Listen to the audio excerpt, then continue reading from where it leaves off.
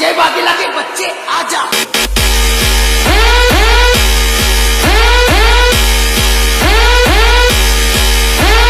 बेटा झूला झूल लेकिन बाप को मत भूल।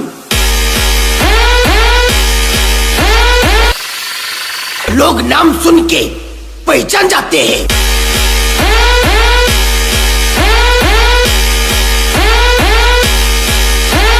बोले तो